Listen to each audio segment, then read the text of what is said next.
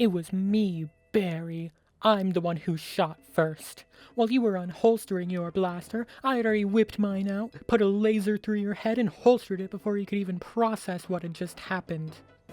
And I did so with Tamer's unique laser pistol, Smuggler's Grift, modeled after the intergalactically famous heavy laser blaster. Is that what it's called? There's no way that's what it's called. So, I start my life the same way all smugglers do. Wanted in at least 12 different countries, and if you can guess them all, I'll give you $100. My blaster can be found all the way in Freeside from a special vendor, Dr. Quarton, not the Bronze Oracle. I still have nightmares about the process of obtaining Veil Piercer. An additional enclosure to the manifest is that anything even remotely similar to smuggling, I'm gonna do. Don't hold me to that promise, though. This includes the smuggling of every snow globe into the Lucky 38. Non-DLC ones, at least. I can't do dead money. I passed through the famed Black Mountain Pass to get to Vegas, then into Freeside. Dr. Quarton's lab can be found pretty much down the street from the King's, tucked away into an alleyway. I get there, convince him to sell to me, and learn that my blaster is over 3,000 caps. I'm just a little bit short, because I actually at the start of every run set my player scale to 0.96, but I'm also short on caps, is what I mean. So it's a good thing that I already have one snow globe and already have an NCR uniform that I stole on Black Mountain. I use the ladder to take the monorail onto the strip, then I slip my fingers into Sarah's pockets for the keycard to her room, and steal her snow globe too. I give them both to Jane in the Lucky 38 and make a discovery. If you try to leave without talking to House, Victor actually has a unique line. "What floor, partner?" as opposed to his usual, "Where to, partner?" It might not seem like much to you, but hearing this for the first time was genuinely shocking. Anyway, I used my snow globe money to buy my blaster. In addition to looking fucking awesome, Smuggler's Revenge grants a bonus of 1 to both charisma and luck, and sports a 50% increase to draw speed. Not that I could really tell. With my blaster obtained, I begin my goals of being the best damn smuggler the Mojave's ever seen by visiting Contreras in McCarran. But he doesn't offer me any work. I briefly consider the possibility that I need to talk to Boyd first, but still he has nothing. So I look it up. You need to be level 12 to start his unmarked quest, apparently. I never knew that, because I'm usually well past that by the time I try. Okay, we'll put a pin in that one. I go from McCarran and cut through Fiend territory to head to Red Rock. Along the way, I shoot at a few Fiends, and while looting, I notice one of them has a fucking RPG. Secretly, I recorded my next video before this one, and it's about a unique gun from another millennia. I forgot to disable that mod before starting this playthrough, I guess. Oops. But I get there, and I talk to Diane, hoping to do some drug running for her. I completely forgot that I'd have to save Anders first. If you're asking yourself how I forgot this very obvious information, it's because at the start of every recording session, I turn my brain completely off. There is nothing going on behind my eyes. Every single video is just me pinwheeling around with no idea where I'm going to start or where I'm going to end up. For now, I end up atop a quarry junction, agreeing to smuggle some ingredients for Melissa. I also take this chance to wipe out the death claws. I was betting on absolutely nothing. That's always the safe bet, but instead, I got everything. Me and my blaster lucked out, managing to kill the queen, the regulars, the babies, and even the alpha male from up on the rocks. Granted, it was only because they had a very hard time pathing to me, but I still did it. I approach Chomps from this direction, check his briefcase, and ask him about the supplies. In Prim, NCR operator gives me not only a radio, but also a heart attack when I enter Tyrone's tent. He is just so majestic, that man. I persuade Tyrone to hand over the chems, then hand them over to the cons before continuing on my path to Cottonwood Cove. Along the way, my blaster performs so well against enemies that I have to check multiple times that I'm not on very easy. I realize that I never checked the damage. At 100 in energy weapons, and even at about 25% health, the blaster does 39 damage. 39! That's not bad by any stretch of the imagination. Plus, despite me using fast shot instead of trigger discipline, it still has pinpoint accuracy at long range. I was not expecting this thing to be so good. Something else worth mentioning, since I previously established that I accidentally have another Millennia active, that mod actually adds its own recreation of Han's blaster, the Millennium Smuggler. I flipped a coin for which one to use and landed on Smuggler's Grift. The Millennium Smuggler being here was not on purpose, but I guess I'll take it, even though I'm not going to be using it. After a few wrong turns, I finally arrive in Cottonwood Cove and rescue Anders, then return to Diane to do some drug running for her. First of all, to Don Hostetler and Crimson... Wait, is his hair fucking blue? Hold on, I need to look something up.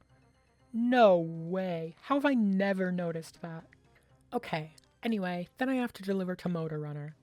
The fiends outside the vault are famous for being stupid, so they get zapped. But I deliver to Motor Runner and try to exit, and the door is locked. That's definitely not supposed to happen. It was so unusual that for a minute or two I was questioning my own sanity, thinking that maybe there was some other door to the recreation area that I came through. But there's no way. My last normal save is from 3 hours ago, and I completely lack any other means of getting through this door. So, given the nature of this situation, I decide that it's okay for me to cheat to unlock it. The game cheated me first, so to quote a wise individual, if you have a problem with it, cope. After my escape, we need an intervention. My blaster is on its last legs. I checked Tamer's wiki for what would repair it, and always bet on nothing. So I visited my friend Knight, and repairing it from its current health would cost 6,000 caps. Tamer, what the fuck, dude? I knew this gun was too good to be true. I knew it. Offloading some guns I don't need and smuggling another snow-globed house gets me enough caps to fix it up. That's a pretty temporary solution though, because this thing runs through durability faster than Wallace Daniel West runs, period. But I return to the life of a smuggler by salvaging some solar panels at Helios to smuggle to Nellis later. That one's definitely stretching the meaning of the word smuggle a bit, but what are you gonna do? In the meantime, I return to the strip and smuggle my blaster into the tops. What's crazy is that I walked in, decided I was gonna spare Benny, and then shot him anyway seconds later. I don't know, I guess I just completely forgot when I actually looked at him.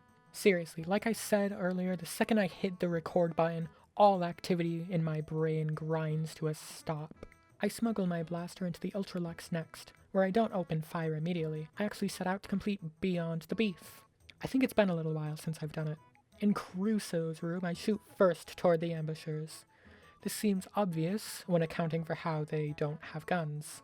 When meeting Chauncey, I actually show up right as he's leaving, so I have to wait a day to meet him.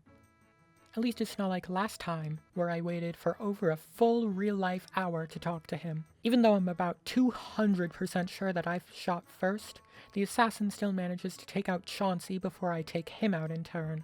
I mean, I know that's scripted, I just wanted to note that I definitely shot first. I disguised myself as a white glove in order to get backstage and save Ted. It's kind of like when Han disguised as a stormtrooper to save Leia. At least I think that's what happened in that movie. I haven't watched it since I was 10. I cook up some real fake meat and call the waiter to serve it up. Let's just hope he doesn't recognize that pile of ashes as Philippe. Once he serves it, I wait in the members-only section for Morty to give his speech. But for seemingly no reason at all, the white gloves turn hostile and attack me. So I turn even more of them into ashes, while Morty talks to a table full of nobody, then joins them. Not really what I had in mind for completing this quest, but all's well that ends as well as it could have. Remember when I mentioned smuggling to the boomers? In addition to those solar panels, once I get to Nellis, I also go to the schoolhouse and steal 2 dinosaur toys. I smuggle those as well as toy rockets to the children. Do you think that this was designed before or after these rockets were made canonically radioactive? Well, not really my concern. I smuggle Jack a pressure cooker so that I may smuggle the bomber to the boomers. Well, I guess the robots will be smuggling that one, but you get what I mean. Doing this allows me to finally circle back to Contreras, who, for some reason, is now dressed like a trooper. But I begin to assist him in his smuggling operation, procuring weapon parts from the gunrunners and then some medical supplies from Crimson Caravan. Then I stand still for 24 hours and start making my delivery of medical supplies to West Side. On the way, I'm like, 80% sure that some random king said one of Pacer's lines to me. Why you talking to me? Smoke these guys already. In West Side, I hunt and kill St. James and Dermot. Not even for the coyotes, I did this one for me.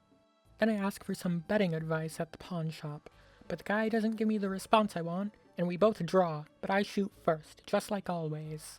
When I return to Contreras, the dialogue option I get is the one for if you convince the ranger to work with him. I suppose I could resurrect him as a thrall, but otherwise that guy is firmly dead. Also, I decide to wrap up with the cons peacefully, since I've already done 2/3 of the requirements to do so. All that's left is for me to embarrass Carl and shoot him dead before he can stand up, and collect a book about horses from Ezekiel. I love horses. That's why I always wear my spurs. Not really, the lore reason is actually different, but you don't need to hear me talk about the elaborate lore behind the character who inadvertently became my mascot or whatever. Anyway, I wanted to kill Caesar. I just thought it would be fun. So I smuggled my blaster into the fort, by which I mean I tell them that I'm not handing it over and turn them into ash before they can draw on me. Pretty much the entire fort gets turned into ash long before they get into stabbing distance. Only the Praetorians ever managed to damage or kill me, and that was only twice. Caesar, all of his top guys, and his little dogs too, all get turned into nothing more than dust in the desert. While here, I upload the data to the Securitrons for House.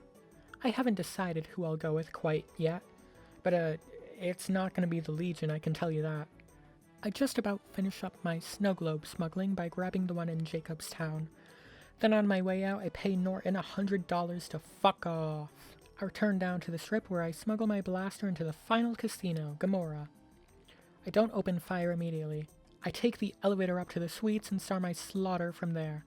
I really wanted to see Clandon dead. I got what I was after, and now I have to blast my way out. I turn most of the Omertas into nice piles of ash, and also a few civilians who got in my way. Crocker wanted to be with me forever ago, so I go talk to him in the sense that I atomized the poor guy. Embass that, why don't ya? I give Jane the last of the Snow Globe collection, then talk to House and refuse to work with him. He sicks his droids on me, but I turn them all into ash too. I think by killing him, Caesar, and the ambassador, I technically am a separatist rather than a rebel, but what can you do? Back in the tops, I re-kill the chairman and get awarded with Meltdown for it. Then I tell Yes Man to meet me in the Lucky 38. After his presentation, which I pay close attention to, it occurs to me that I entirely forgot about the Brotherhood of Steel. Normally I don't bother making mention of collecting their holotapes anymore, I just do it in the background. But now I actually have to seek them all out at once. Once they're in my satchel, I slip back into my stormtrooper disguise to recruit Veronica and have Knight fix my blaster again. I use Veronica to get into the Brotherhood bunker without having to kill Dobson. Inside, I, for once, agree to help Hardin oust McNamara. I think the last time I did this was over a decade ago. I purge the virus for Ibsen and read up about how to dismiss an elder. Then go to Forlorn Hope to collect not 3, but 1 of the holotapes, and make a little pit stop to dissolve the entire camp. When opportunities like this arise, you'd be a fool not to take them. I hand that tape over to Hardin, who promptly becomes elder. Then I gloat to McNamara and go to Freeside. Hardin asked me to wipe out the Van Graffs for their crimes of existing. I, for one, believe that the only good Van Graff is a dead Van Graff, so I'm happy to sate both of our bloodlusts at the same time. A scribe also kindly gives me some ammo that I'll never use. Then I'm inducted into the Brotherhood by Hardin. I tell Yes Man we'll be ignoring my new siblings, and he gives me the override chip. Legion assassins, regular ones I'll add, not the Spanish Inquisition, try to impede me, but I'm a hell of a lot faster than they are, I can guarantee that. The entirety of El Dorado is killed from afar with sneak attacks, 1 shot each. Honestly, the only thing holding this gun back from being probably the best gun I've used in any game ever is the repairs situation. But I do my last tune-up, then return to Yes Man and storm Hoover Dam. None of the enemies ever stood a chance. Against pretty much all of them, a single sneak crit is more than enough to delete their soul from this plane of existence, and send them somewhere far hotter, like Peru or something. Troopers, rangers, heavy troopers, centurions, doesn't matter. They all go down in a single tap. It's almost too easy now. I didn't test the blaster before starting the run. I never do. And if you think otherwise, oh boy do I have the perfect video to prove that line of thinking wrong. I had no idea how good it was. I was expecting nothing and got absolutely everything in return. And when I get to the Legates camp, I clear the cannon fodder and return to the gate. From this distance, a single shot to the head wipes out half of the Legate's health. He runs at me, but I drain the rest of it before he has a chance to get a single swing in on me. His guards follow just behind. None of them ever even detected me, so a few shots and a few meltdowns later they're reunited with him, and Oliver blows up the gate before I've even lowered my aim. My Securitrons kill them all, and they all stunlock me and I spam my Stimpack bind. Then I beat Fallout New Vegas. Actually, I'm once again not sure how I'm going to title this video, so just pretend I said it. Anyway, I'm going to go get frozen in a block of carbonite. Bye.